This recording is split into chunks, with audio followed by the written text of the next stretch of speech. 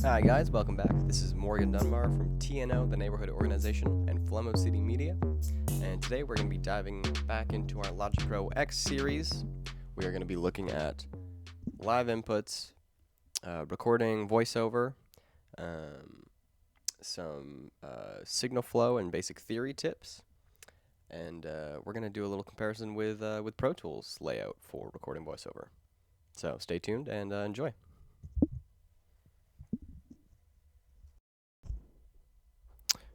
Okay, so here we are. We're going to go over to Logic. So this should be kind of standard at this point. We're going to create a new project.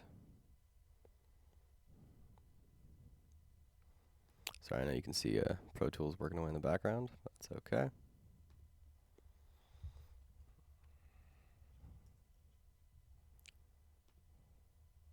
Okay, so now we got Logic here. We are going to create an audio track this time, okay? So this should be kind of common practice now. You've been doing this a couple times. First we got to go to our input device, select audio box, because I'm not using the Mode 2, just a different interface there. It's all fine.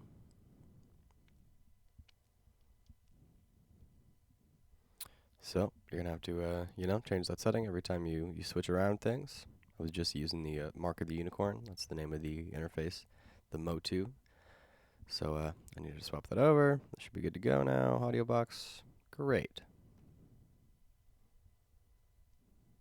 So now we've created that, and as you can hear, or see at least, we have my voice commands. I'm gonna mute this, but you'll still be able to hear me because, as you can tell, at the same time, we are recording in Pro Tools, okay? So take a look in Pro Tools here. I have my voiceover track. It looks pretty similar. So this is your edit window, and this is your mix window. I only have one track, so this is kind of all we need for the mix window, just this little section here. And you can see, so we have our channel. We got some comments you can add, inserts, sends. So your I/O here. So that would be your inputs and then your outputs. So you can't change while recording, which I'm doing a voiceover currently, so I'm not going to change that. You got your volume, your PAM. It's on the channel strip here. You've got your fader. Same.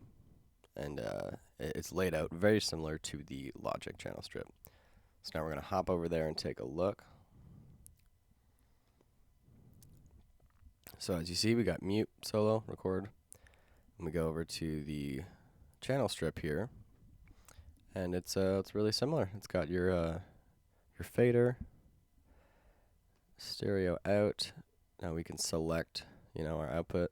Our input is on the top here, so that's the only real difference here, is it's spread above and below the inserts and the sends. So yeah, then same thing. We have our inserts, we have our sends.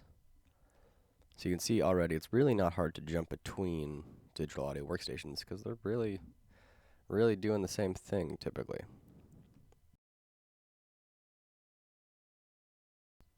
You can see here it's hitting -21 to -18. So digitally, I mean, you can hit around -12 ideally. That's not a problem. Clipping is at 0, but digital clipping you're really not going to want to hit that 0.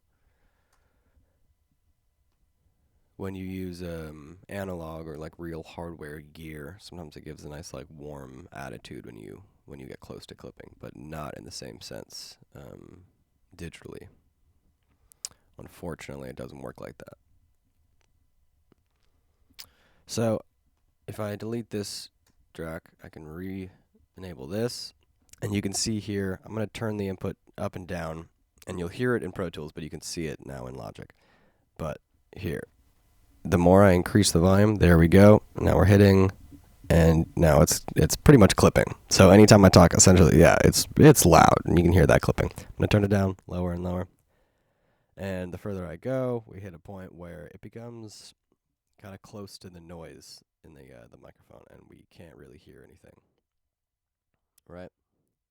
So the lower we get, the more we're just hearing the system sound, which we don't really want to hear. So we're going to try to stay above that. stay nice and clean and good. So somewhere around there is a pretty positive level. That's not bad at all. It's occasionally just tapping the yellow, but it's always green. Good to go. Okay, so now I'm going to jump back to Pro Tools, and you can see what we just did there.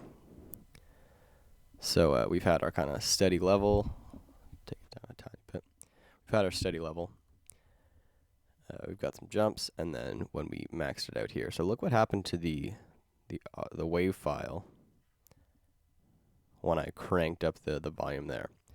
So you can see it didn't capture the tops of these peaks correctly. They're all chopped off. So that's what's happening when you're digitally clipping. It's literally just chopping off that part of the sample and not giving you a clean transient like all these. Transient would be these big like accent points. More percussive sounds.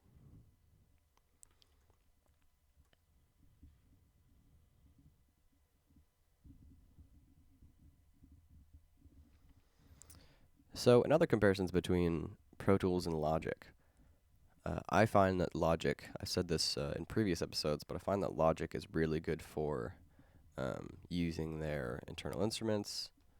There's just such a large category to them. It's really easy to load other instruments. You can use VSTs still in certain ways. So like it just is a little more adaptable than Pro Tools kind of instantly.